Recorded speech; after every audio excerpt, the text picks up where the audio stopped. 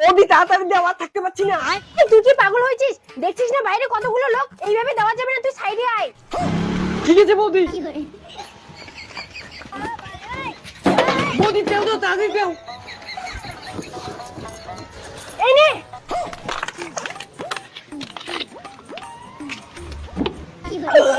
বৌদি তোমার তোর মাল লাগলে না আমার নেশায় গেল হয় না।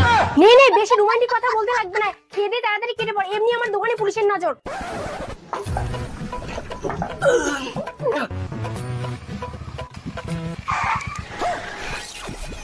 এই পালা, তাড়াতাড়ি পুলিশ আসছে। এই ধর ধর ধর। আমরা গোপন সূত্রে খবর পেয়েছি আপনি নাকি 2 নম্বরই ব্যবসা করতেছেন।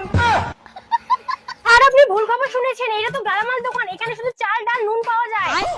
স্যার স্যার মালটা পালিয়ে গেল, মালটাকে ধরতে পারলাম না। এই আপনি মিথ্যা কথা বলতেছেন। আপনি যদি 2 নম্বরই ব্যবসা না করেন সেটা পালালো কিসের জন্য? হ্যাঁ স্যারও কুত্তা দেখলে ভয় পায় তো এর জন্য পালিয়ে গেল। স্যার তার মানে আমরা কুত্তা? এই আপনি কি বলতে চাচ্ছেন? হ্যাঁ আমাদের সঙ্গে ফাজলামি। দাঁড়াও, এই শ্বাস করতে।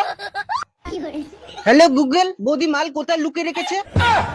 গুগলে না রে, দোকানে গিয়ে শ্বাস কর। না না, আমি ভেতরে যেতে দিব না।